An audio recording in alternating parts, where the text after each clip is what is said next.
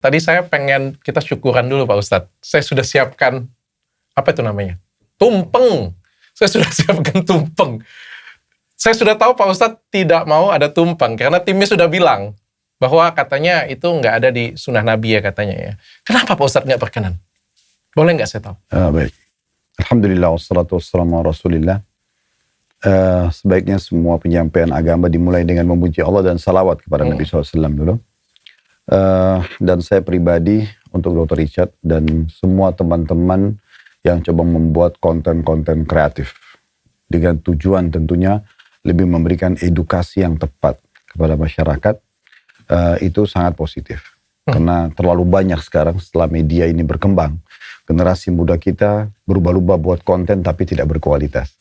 Sehingga tidak berbagi edukasi urusan dunia apalagi urusan akhirat. Nah seperti itu dulu.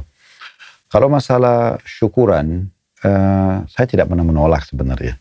Dalam Islam boleh saja orang bersyukur. Bahkan dalam surah Ibrahim, Allah subhanahu wa ta'ala berfirman di surah nomor 14 ayat 7, di potongan ayatnya, la in syakartum la azidannakum.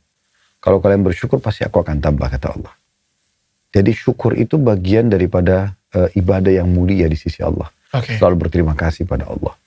Cuma memang karena dia bagian daripada ibadah, dia harus terbatas sesuai dengan yang diajarkan oleh Nabi. Nah gitu.